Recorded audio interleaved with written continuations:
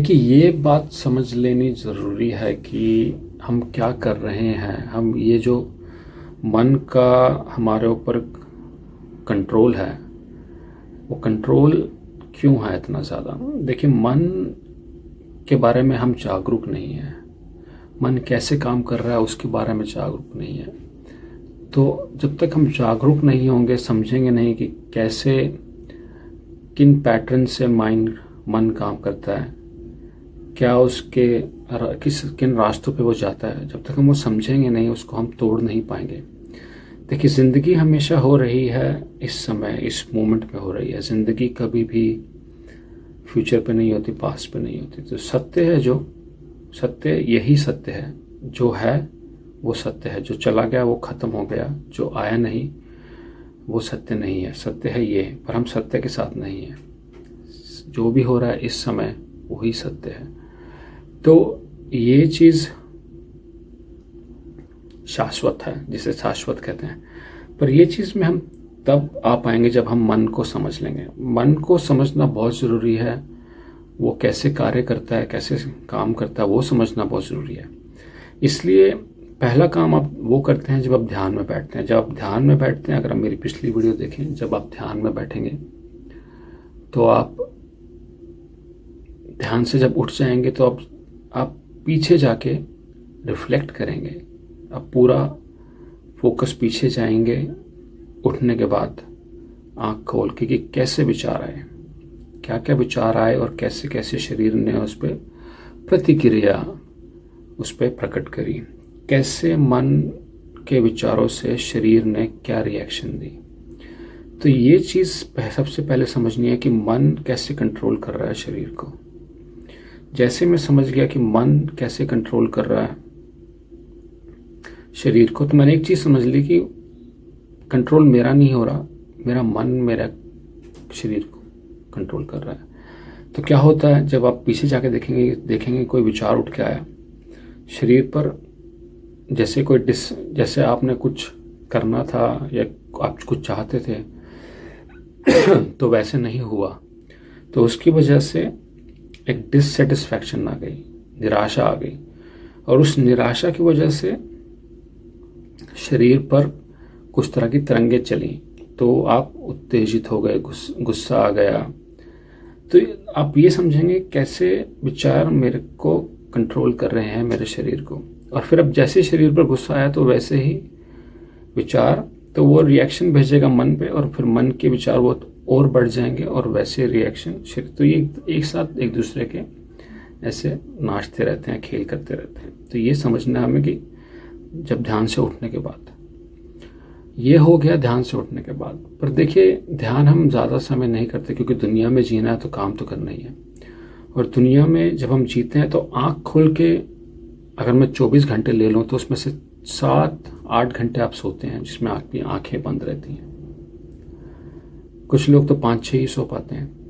तो बाकी समय आपकी आँखें पूरी तरह से खुली हैं और आप जो भी हो रहा है आपके चारों तरफ आप देख रहे हैं। तो आप बाहर की दुनिया में ज़्यादा व्यस्त हैं। क्योंकि आप बाहर की दुनिया में ज़्यादा व्यस्त हैं तो अंदर की दुनिया में जो हो रहा है आपको पता नहीं लग रहा। पर आँख खोल के ध्यान करना बहुत ज़रूरी है। तो उसके लिए जब आपको समझ आए कि हाँ, मेरे को अपने मन को, जब आपको याद आए कि हाँ मुझको अपना मन देखना है, तब आप देखें कि कैसे विचार चल रहे हैं। आँख खोल के देखें कि ये मन के पैटर्न्स क्या हैं, मन क्या कर रहा है। वो कुछ विचार आता है, जब पीछे किसी ने कुछ किया, कोई विचार आया, तो आपने उस विचार को, आपके शरीर मन ने उस पर घुमाना शुरू किया और विचार बढ़े, और देखा शरीर पर वैसी फीलिंग्स आ रही हैं, शरीर वैसा उत्तेजित हो रहा है। तो फिर वैसी फीलिंग्स वापस मन पे जा रही हैं और फिर वो बढ़ के वापस आ रही हैं। तो ये देखना है कि मन, आप देखेंगे मन कैसे पीछे से कुछ भी उठा के लाता है और आपको, तो पहली चीज़ आप देखेंगे मन कैसे पीछे से कुछ भी उठा के लाता है। तो इसके प्रति हमें जागरूक होना है कि मन कैसे काम कर रहा है। पीछे से कुछ उठा के लाया और उसने हमें एक यात्रा पे ले गया, विचारों की यात्रा पे, और वैसे ही शरीर पर फीलिंग आने लगी, तो हमने पकड़ना शुरू किया उसे, पहली चीज़। फिर दूसरी चीज़ हमने देखनी है कि कैसे वो घूमता रहता है आग कि कभी पीछे चला गया, कभी आगे चला गया, कभी पास्ट में चला गया, कभी फ्यूचर में चला गया, पर यहाँ उपस्थित नहीं है, मन प्रेजेंट में उपस्थित नहीं है। तो कुछ किसी ने कुछ किया, आप किसी से कुछ उम्मीद थी आपकी, आपको कुछ चाहिए था, वो आपको नहीं मिला, तो कैसे मन के विचार कैसे चल रहे हैं, फिर वो फ्यूचर में चला जाएगा, फ्यूचर से उम्मीद कि वो ऐसा ऐसा करूँगा कल जाके, फिर वापस वो पास में आ जाएगा। तो हमने देखना है मन क्या काम कर रहा है, वो पीछे से आगे जा रहा है, आगे से पीछे जा रहा है, बीच में जहाँ हम हैं वहाँ नहीं रुक रहा। तो ये समझना है कि मन कभी भी प्रेजेंट में नहीं आने दे रहा, हमें पास्ट या फ्यूचर में लेके जा रहा है। और फिर शिकायतें ही शिकायतें हैं उसके पास, मन के पास सिर्फ शिकायत है। ये चीज़ समझ लें, अगर आपको कुछ अटेंशन ज़िंदगी में दुनिया से, अगर आप लोगों से बहुत अटेंशन मांग रहे हैं कि हाँ हर कोई मेरे आगे पीछे घूमे, तो समझ लें कि आपकी ईगो उतनी ही बड़ी है।